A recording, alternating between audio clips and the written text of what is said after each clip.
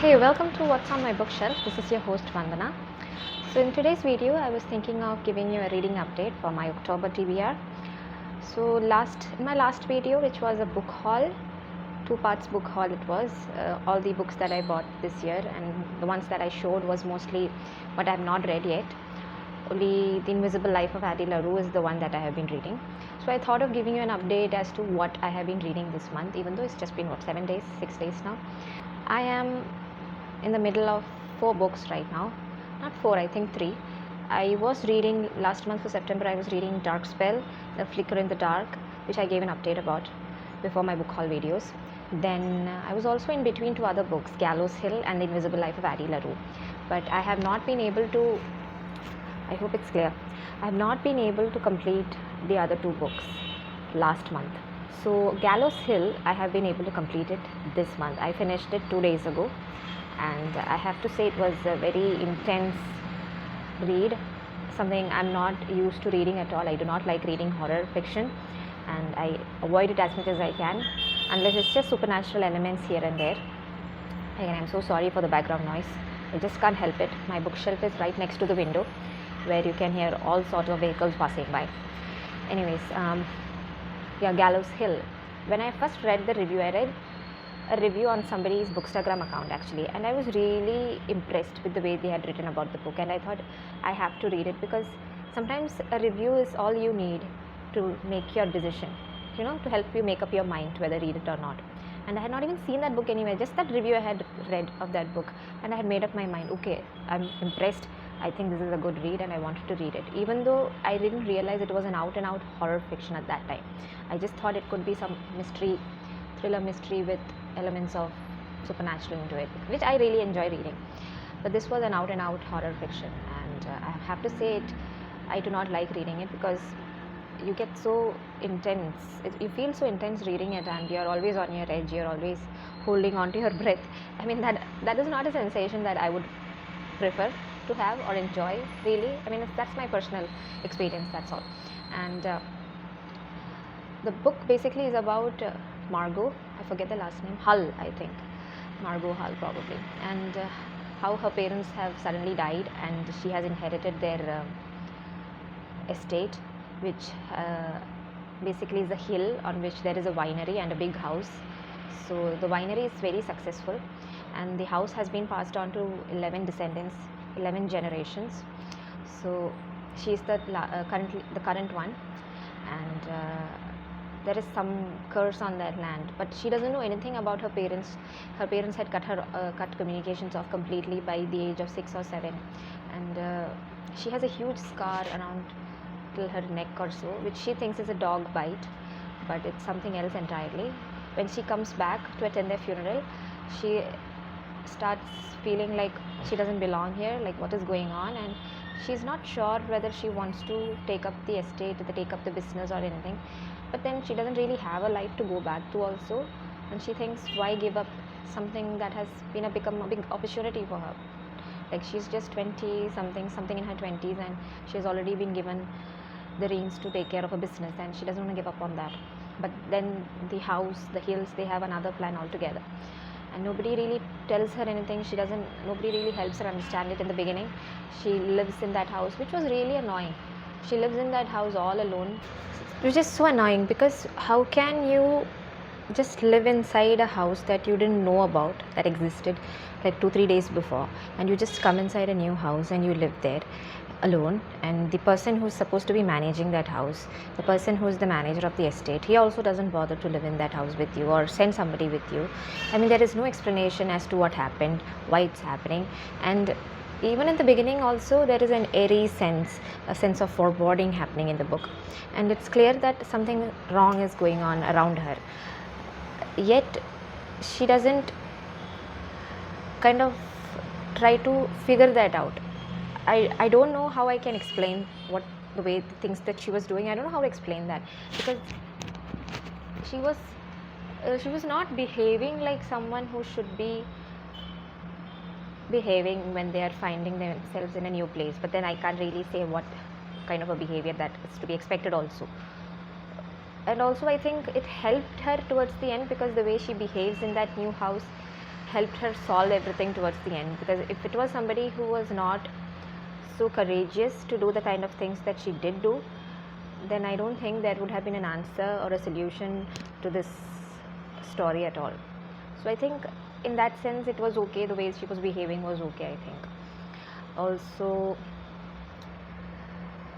but yeah, so the story basically, she comes in this new house, she inherits a new business, but the hill is supposed to be cursed, and she has also inherited this curse. At one point of time she realizes that she cannot escape this house, she cannot escape the hill. If she goes out of this particular fence, a particular boundary of sort, if she goes out of it, she'll start getting headaches, she'll start getting ill, and then soon she will probably die. So she has no way to escape this god-forsaken place also. And that is the time when she decides that it's cursed, then there should be a way to break that curse also. So she goes about to find a way to break this curse. And the rest of the story basically is that it's a really long drawn written book about something that goes on in a span of 7 days, maximum 7 days. And it's very slow burn, but it's very airy, very spooky, and definitely very scary also. I try to skim read it a lot because I don't like delving on so many horrorish things. So a lot of my reading was skim reading, which means I skimmed a lot of paragraphs, skimmed a lot of lines that was making me scary. As I said, I do not like reading horror fiction, but I started reading the book, and once I started reading the book, unless and until it was not interesting me at all, I would not give up on that book. So once I started reading and I realized, okay, I'm invested in this character, I knew I would read it. But then, because it was so scary, I had to just skim read it as much as possible. And it's a happy ending, so I'm happy with that at least. So yeah, that is Gallows Hill, the book that I read. I would recommend you to read it if you are a horror fan, and otherwise also, but unless you don't like slow burn ones. It's not that much of a slow burn, it's just that the author is very detailed of everything that was going on, but then there is no other characters really. Everything, the whole point of view is Margot's, so there is really no other way to go about this book. Okay, so that was Gallows Hill. The next book that I read this month was House of Hollows. By the way, Gallows Hill, I got it was available on Kindle Unlimited to read for free, so I was really happy about that. And yeah, so House of Hollows by Crystal Sutherland. Now this book, it's released in 2021, I think, I'm not sure, and I remember seeing it around. Actually, I have seen this around a lot, and these kind of covers are pretty similar, I think, very popular covers. There are other couple of covers like this, so I might have not really paid attention to it as such. And again, when I saw this around also, I didn't pay any attention to it. Then last week, for some reason, I started seeing it a lot more than I would usually. And then I finally checked the blurb and I realized, oh my god, why haven't I read this book before? And luck would have it, and one of my book clubs decided to read this as a read together. And so I started reading it, and I started it on Sunday, actually, this Sunday, which will be 2nd October, and I finished it on 3rd October. It was that fast paced. I really enjoyed reading it. I mean, once you start the book, it's impossible to put it down, but then I couldn't read it non-stop, so I did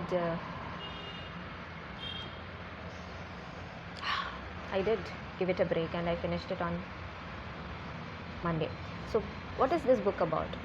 The book is basically about three hollow sisters who went missing 10 years ago from the time the book has been written, and they went missing for a month, and suddenly they were back in the exact spot that they were missing 1 month later. But they were naked, they did not have any clothes on them, and they do not remember what happened to them. They have no idea what happened to them.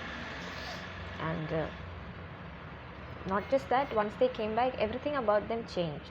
Their hair color changed, their eyes changed, so many things changed about them. Their teeth became different. They look human, but they do not look human.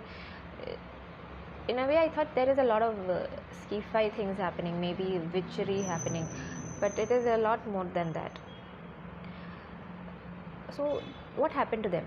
So in the present, what is going on is the eldest sister has gone missing again, and now the youngest and the middle sister, they are wondering they're wondering if this has something to do with what happened to them 10 years ago, and it does actually, but because they don't remember anything, especially the oldest one remembers everything, but the middle two, they don't remember anything what happened to them. So they want to slowly their memories start coming back, but still nothing connects to each other what really happened until they actually go to the place that they were taken to. I don't want to give away anything. It's a very creepy read. It's also horror fiction, but I didn't realize that it was a horror fiction, and it doesn't come across like a scary fiction as such. It's more suspense. It's full of suspense basically, more than anything else, and I like it. I like the otherworldly way everything goes on in this book, the things that are happening to the characters. It's YA also, so, but it wasn't cheesy. It wasn't like a whining girl or anything, but it's very repetitive. Everything what happened to them, that this happened to them 10 years ago, the repercussions of what happened to them 10 later after they were found, it's all very repetitive. It's constantly repeated by Little Hallow, Iris. It's constantly repeated by Iris Hallow, who is the youngest girl and basically the protagonist of this book, even though Vivi and Grey is also a part of the book. And there are certain scenes in this book that I have to mention because it was so creepy and it made my skin, kind of crawl. It made me want to itch myself, scratch myself, because it was so itchy the way it was written. One of the scenes is in the hospital after Grey is found. Iris is in the bathroom and she looks in the mirror and there is something over here on her neck and some ants are coming out, and even after the skin is torn she sees skin there. That part was so literally my skin was crawling when I was reading that part. Then another part is when they are escaping from this bull-horned masked fellow or somebody. He was they were running away from that. He's the villain of the book apparently, but not really. That is something you need to discover at the end of the book. When they are trying to escape from him in the car, Grey is lying in the car on somebody's lap, and when they open their mouth, there's a lot of stuff inside her mouth. I mean, those parts were really it literally makes your skin crawl, makes your skin itch so badly. So certain scenes like that were really bad. But overall, the book had a very creepy vibe. That's all, very creepy. Is the audio visible? Overall, the book was very creepy and very otherworldly. I wouldn't really say it as magical realism, but very creepy vibe. You have to read the book to get to know what I'm talking about. It's definitely worth a read, but because of the repetitiveness, I gave it 3.5 stars. Gallows Hill, again, I think I gave it a 4 stars because it's really good for horror fans. I really want to give it 3.5, but it's a good read, so I'm happy having read it. So yeah, House of Hollow also, definitely give it a read if you haven't read it. It's really good and very fast also. That's the best thing about it. I think it's pretty small. I mean, come on. It has around 290 pages. That's it. So I think it's worth reading it. The next book that I'm thinking, these are the only 2 books that I have read so far for October. I'm still reading The Invisible Life of Addie LaRue. I have no idea when I'm going to finish it. It's a slow read for me. I read only like 20 pages, maximum 30 pages a day. That's it. I'm not able to give it more attention than that because it's not a mystery thriller that I'm like glued to the pages. It's a slow burn. It's just a life journey of this girl called Addie LaRue, and we are just slowly unraveling everything she has gone through. So it's not something that I can be glued to the whole day and read. That's not the vibe of the book. The next book that I'm reading for this month is The Inheritance Game by Jennifer Lynn Barnes. Now, this is supposed to be similar to the movie Knives Out, starring Daniel Craig as some detective. So, and it also had Ana de Armas. I like her. She recently had a new movie releasing, Marilyn Monroe's Blonde, I think, playing that character. I like her. I think I've not seen a lot of movies by her. Maximum 2, I don't even remember which one. And she recently also played a character with Ben Affleck a mystery thriller. I've been wanting to watch that movie, but I'm not sure if I will. I don't know. Maybe I will. So this is also the book of the month for Readers Retreat Book Club. So that is the reason I'm giving this book a try. Otherwise, I had seen this around a lot, but I thought I didn't feel like it was for me. Especially because one of the covers for this book has a very fantasy vibe to it. There are two different covers for this book, and one of them has some kind of a whiny thing or something like that. I don't know. And it doesn't feel like a murder mystery to me when I see that cover. But this one is more of, I hate this sticker here, something about book talk, TikTok sensation. I really hate that sticker. I'll definitely try to remove it, but otherwise, yeah. And this is supposed to be similar to that movie Knives Out. So a girl from nowhere inherits $1 billion fortune from some rich guy, and all the family members and herself have to play some game. Why, I don't know. And then there is written over here, now there is only one rule. Once she goes to the house, something happens, and now there is only one rule: winner takes all. So why give her anything in the first place? I don't know. So I have to read this book and see what this is about. I'm looking forward to reading this book. Then the next two books that I'm planning to read this month is Dawn Spell, again from the Devery Cycle series by Catherine Kerr. That is another book that I'm planning to read this month, and also Fairy Tale by Stephen King. I had showed you that book in my book haul, so I'm planning to read that one also. I'm not sure if I will complete it because it's a lot to read, and hopefully that should be enough. That would mean I have read 5 books this month. But I have to make sure I finish reading Invisible Life of Addie LaRue, because it just goes on and on. I mean, I'm happy reading it. It's a good book. It's just that it's not something that I can devote a lot of time to and finish it in a day or two. I'm hoping I'll finish it in the coming week. Then Inheritance Games and Dawn Spell. Another thing about Dawn Spell, I'm thinking if I start it, I don't know if I'll be able to stop reading it.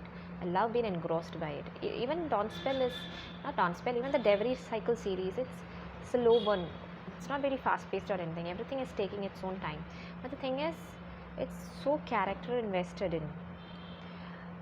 There are multiple characters in it, so you're invested in all these characters, and every page is leading to something, which is what I enjoy about these Devery Cycle series. That even though it is slow, it's leading somewhere, it's going somewhere, and you cannot stop reading it because of that. Unlike Invisible Life of Addie LaRue, which is a completely different genre, I understand that, but it's still slow, and it's still just that one character going through something that she went through 300 years ago. Then maybe there is a time leap there, I don't know, but it's pretty slow in my opinion. And I don't know if I'll be reading any other book. I will definitely update you guys if I do, but these are my October reads for this month. 5 books, and if I can squeeze in any other books, I'm more than happy. There are quite a lot of books on my Kindle Unlimited that I'm thinking of finishing, but I don't know if I'll do it this month or not. And I think I should make a video on my Kindle Unlimited books actually, because it's not a lot of books, but I think you guys will be interested in checking out what all are there on my Kindle Unlimited shelf. I'll make a video on that maybe later. Okay, so tell me, what are you guys reading for October? Have you read any of the books that I've mentioned in this video? And if you did like this video, do give it a thumbs up, and do subscribe to my channel if you want to be updated on my videos and upcoming vlogs. And yeah, see you guys in my next video. Stay safe and take care. Bye.